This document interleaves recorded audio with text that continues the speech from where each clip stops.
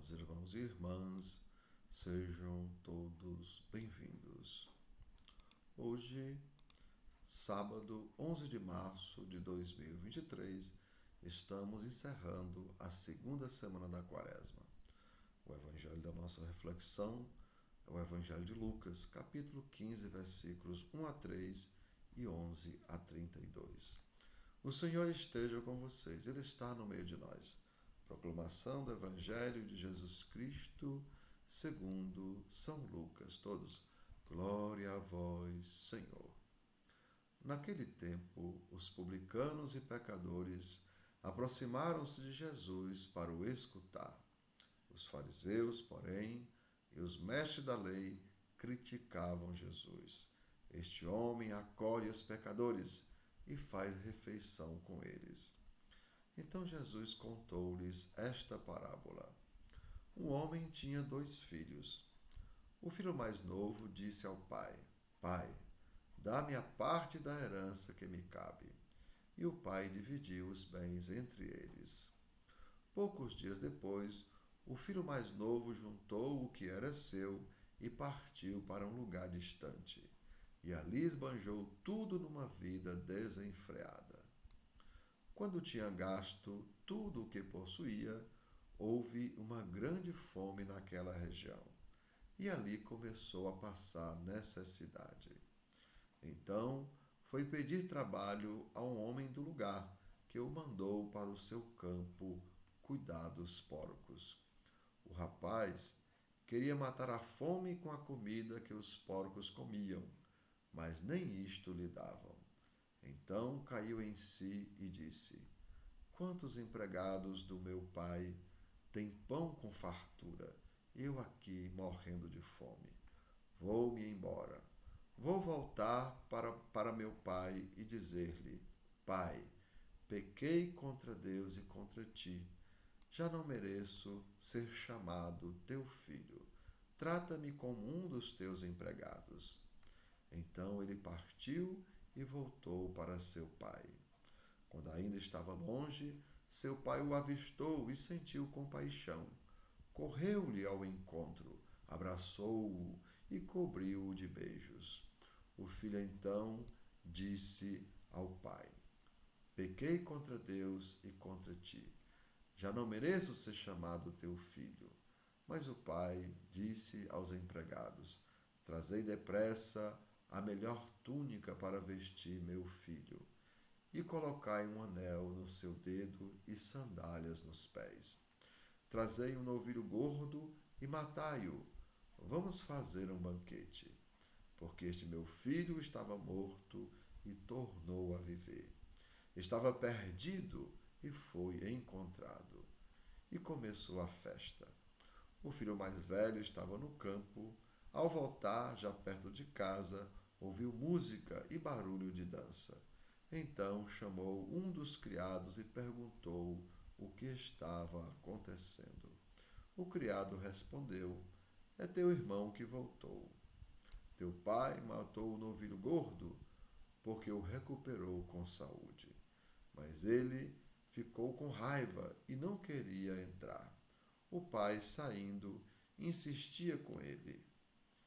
Ele, porém, respondeu ao pai: Eu trabalho para ti há tantos anos, jamais desobedeci a qualquer ordem tua, e tu nunca me destes um cabrito para eu festejar com meus amigos. Quando chegou esse teu filho, que esbanjou teus bens com prostitutas, matas para ele o novilho cevado. Então o pai lhe disse: Filho, tu estás sempre comigo, e tudo o que é meu é teu. Mas era preciso festejar e alegrar-nos, porque este teu irmão estava morto e tornou a viver. Estava perdido e foi encontrado. Amados irmãos e irmãs, são palavras da nossa salvação. Todos, glória a vós, Senhor. E assim, amados, acabamos de ler a parábola do filho pródigo, mas também alguns autores de livros dizem que é a parábola do pai misericordioso. Vejam, né? Não é que são ângulos diferentes. Um olha pelo lado do filho e outro olha pelo lado do pai. E, é claro, né, inicia-se com Jesus justamente isso, porque o Antigo Testamento era fundado na lei, olho por olho, dente por dente.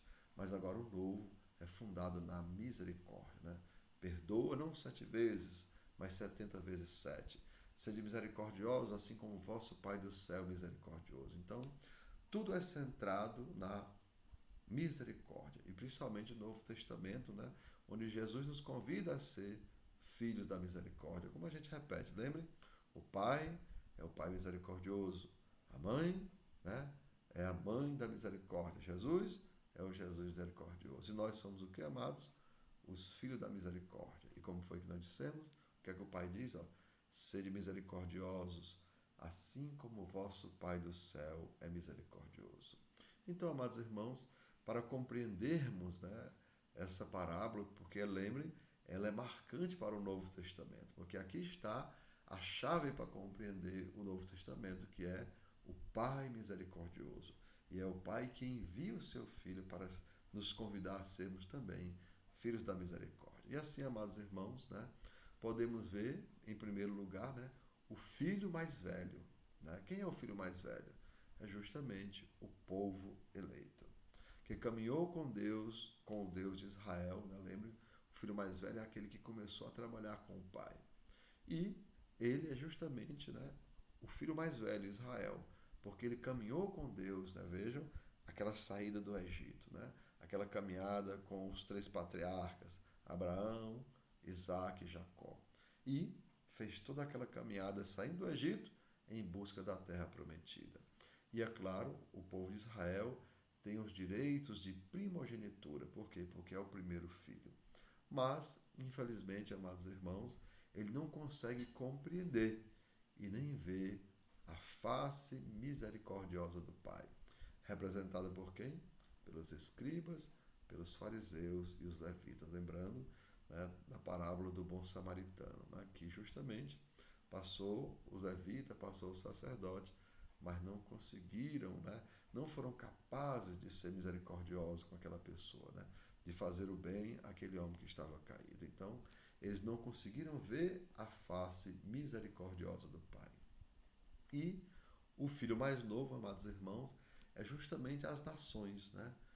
São todas as nações que não caminharam com Deus no deserto. Vejam, quem caminhou com Deus no deserto foi o povo de Israel, foi o povo judeu. Mas tem todas as outras nações, né, representadas justamente pelo samaritano, que não caminharam com Deus no deserto e não têm nenhum direito à primogenitura. Mas, como já falei, lembrando a parábola do bom samaritano, vejam, eles fizeram, né, o bom samaritano fez aquilo que o sacerdote, aquilo que o levita não fez. Então, pelo fato, né, de ser um povo que ama a Deus em seus irmãos, vejam, porque mesmo que o povo de Israel ame a Deus, eles não estavam amando verdadeiramente nos irmãos. Já o povo pagão, né, que é os samaritanos, não tinham direito à primogenitura, ou seja, eles não iam com frequência ao templo, mas eles estavam amando a Deus, servindo aos mais carentes, aos menores. Como Jesus diz, tudo que você fez ao menor dos pequeninos, foi a mim que você fez. E assim, amados, eles não tinham direito à primogenitura, mas eram pessoas que amavam a Deus, amando o seu próximo. Por isso, eles atraíram o amor misericordioso do Pai. Vejam, eles são chamados também a viver, né, essa maravilha que é o Novo Testamento. Por quê? Porque eles são também misericordiosos, assim como o próprio Pai do céu também é misericordioso. E assim, amados irmãos, Deus revela, né, em Jesus Cristo o Pai misericordioso. Porque lembrem, até Jesus nós não tínhamos essa noção do Pai misericordioso. Era o Deus justiça, era Javé, o Deus guerreiro. Mas agora vem o Pai, né? Lembrando que é aquele Pai que não só é Pai, mas também é Mãe.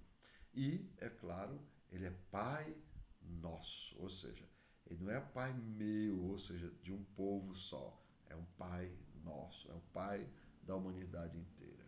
E como Pai, lembrem, Ele continua sendo justo e nos perdoa assim como nós perdoamos.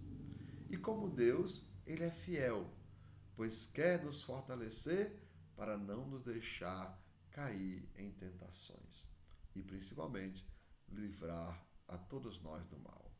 E assim, amados irmãos, que Deus nos dê um espírito de filhos, para termos a humildade de escutar a sua palavra, a inteligência de compreendê-la e a sabedoria de colocá-la em prática.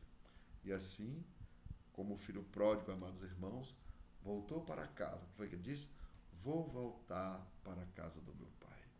Então que nós também saibamos voltar para a casa do Pai misericordioso, porque nós somos filhos da misericórdia. Então que desça sobre cada um de vós a bênção do Deus Todo-Poderoso, Pai, Filho e Espírito Santo. Amém. Tenham todos um bom dia, compartilhe o nosso vídeo e se inscrevam no nosso canal.